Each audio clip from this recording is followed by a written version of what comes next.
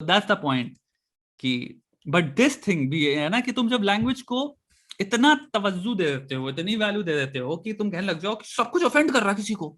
That's my point, everything fucking offends anybody. तो भाई कोई ऐसी चीज ही नहीं है that does not offend anybody ना। फिर तो कुछ भी मत करो, मुंह पे टेप बांध के ना चार तरफ सब घूमो रोड पे, और साइन लैंग्वेज से भी कम्युनिकेट ना करो क्योंकि उसमें भी कोई ऑफेंड हो कम्युनिकेट ही जाएगा। मत करो। हाँ लाइक फिर तो लाइफ में कुछ बचा ही नहीं ना यार। अब थंब रूल है, तुझे पता है थंब रूल का पीछे की हिस्ट्री क्या है? अब ये हो सकता है करेक्ट हिस्ट्री ना हो, बट ये कही जाती है। ब्रिटेन के पुराने पौराणिक टाइम पे रूल आया था थंब रूल। मतलब ये था कि आप औरत को आदमी जब पिटाई कर सकता है तो he can use an instrument as long as a thumb, वो अलाउड है। हो सकता है ये सही ना हो बट ये कहा जाता है, ठीक है।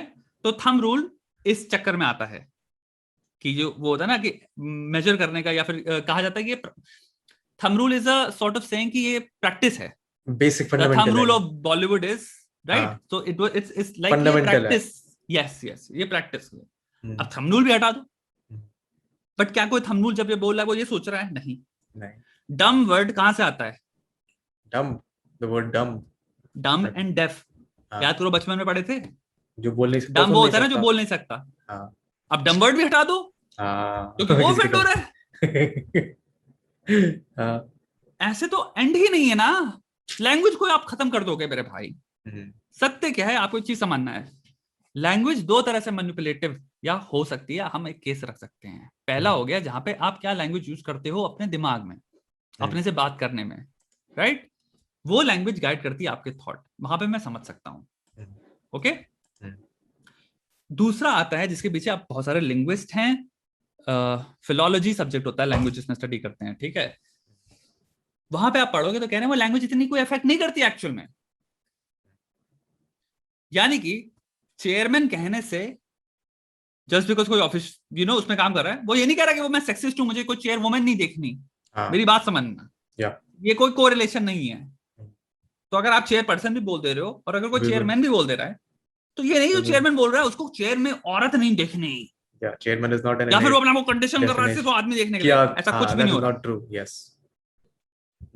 मे बी एक जगह पे समझो, लैंग्वेज में हमेशा मे बी इतना भी सीरियस लेने की जरूरत नहीं है। आप सब कुछ ये वो हट सब कुछ हटाओ क्योंकि हर एक चीज से कोई ना कोई ऑफेंस ले रहा है भैया। वो बात हो गई मैनकाइंड को आप मैनकाइंड ही कर रहे हो। ह्यूमैनिटी में भी मैन आता है ऐसे तो इट्स जस्ट वही है। राई का पहाड़ बनाना भी कह सकते हैं ऐसे। I am not saying that all of this arguments are making a राई का पहाड़, but the majority of outrage that happens is, in my experience, things on which is, it's so yes, stupid after वही बात it करना is a फिर sign that डमवर्ड you do हटा दो। not, it is a sign that you're either you have no other problems in life or you have no other purpose in life.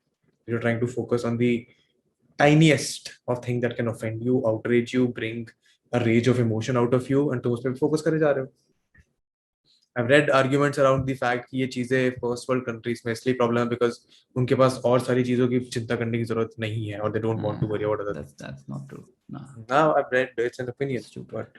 but ये भी एक बहुत ही reductive, बहुत ही हाँ finally stupid argument हो गया। it's a reductive argument कि तुम्हें और कोई इट्स नॉट दिक्कत ही इवन नहीं तुम्हारी रिडक्टिव, लाइफ इट्स में। Just a stupid argument. या अ पर्सन तुम्हारे जो कि कंप्लीटली मिस इन्फॉर्म्ड है, उसका दिमाग में क्या आइडिया आएगा, अगर चलो मुझे सॉल्व ह्यूमैन करना है मेरे चलो डेटा मैन में, का इनके पास कोई परेशानी नहीं है इसलिए कर रहे हैं। हाँ एक सेकंड लगा ये दिमाग में हाँ ख्याल आने या में। So it's that, it's not a very bright argument. But काश मुझे वो आर्टिकल दिख पाए भाई, मैं तुम्हें सीरियसली पढ़ाना चाहता था। I think next time will do this.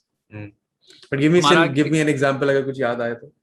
अरे यही सब है कि तुम आज की जितनी भी लैंग्वेज चल रही है ना, जैसे हाँ फ्रेजेस हो गए उनको हटाइए, ये फ्रेज उनको यूज यूज करिए। मत करिए। लाइक सब कुछ बैठ के रिकंडीशनिंग ऑफ हाउ यू मतलब कम्युनिकेट। या और वो भी मतलब एक बड़ा साइको वे में। हाँ कल ये लोग कहेंगे साइको भी मत बोलो, साइको भी किसी को बुरा लगा किसी सकता को है। लग रहा है मेंटल हेल्थ इशू उनको बुरा लग रहा है। हाँ अरे ऐसी ही है, दिस इज एग्जैक्टली हाँ व्हाट द थिंग कि आप ये वर्ड यूज ना करिए। जिन लोगों को कुछ हो उनको, अबे पागल आदमी दुनिया में ऐसे, फिर तुम तो शब्द फ्रीडम ही ही नहीं बचेंगे। मार दे रहे हो शब्द ही ना नहीं बचेंगे। एक्सप्रेशन का। हाँ तुम एक्सप्रेस करने से पहले 10 बार तुम्हें सोचना पड़ेगा ठीक है ये वर्ड शायद ऑफेंड करती है ये ये मत शायद ना बोलो, वो करें। मत बोलो, ये ना, अरे भोसड़ी के आदमी बोले क्या, कॉमेडी सुख कैसे करेगा, फिर बकचोदी कैसे करेगा। भाई कॉमेडी कॉमेडी की कैसे? पहली कंडीशन होती है आपको कुछ बाउंड्रीज तोड़नी पड़ेंगी। बिल्कुल। ये कॉमेडी की पहली कंडीशन है, वरना आप टट्टी कॉमेडी कर रहे हैं, आप सेफ कॉमेडी कर रहे हैं, आप फट्टू घटिया दो कौड़ी की कॉमेडी कर रहे हैं।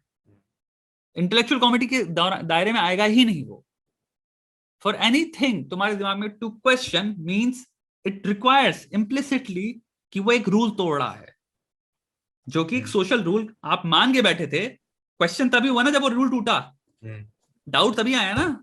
डाउट क्रिएट करने के लिए कुछ इस्टेब्लिश्ड ब्रेक करना पड़ता है, उसको क्वेश्चन करना पड़ता है।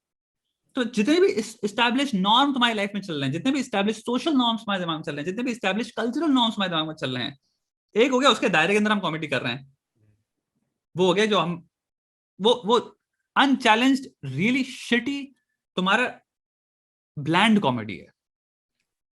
कॉमेडी के लिए रूल्स तोड़ने पड़ेंगे, आपको क्वेश्चन करना पड़ेगा, लैंग्वेज को क्वेश्चन करना पड़ेगा, हमारे दायरे को, दौर को, नॉर्म्स को, हिस्ट्री को। हमने जैसे मैं कर रहा हूं, जो हम लोग बातें करते हैं पूरे उसमें, हम क्या क्या स्टार्टिंग में क्या बात करते हैं, 5 क्वेश्चन पहले जाना पड़ेगा, राइट? हाँ, 5 स्टेप पीछे जाना पड़ेगा, शुरू से शुरू। कॉमिक सेम रूल अप्लाई होता है कॉमेडियन के पास भी। एस्टैब्लिश जो चीज आप दिमाग से जो शुरू हो रहे हो, वो कह रही है पहले पीछे जाओ, शुरू यहां से क्यों हुआ है। लेकिन कॉमेडी क्या करती है, वो मजाक उड़ा के जाती है पीछे। ये डिफरेंस है बस एक थिंकर और एक कॉमेडियन में।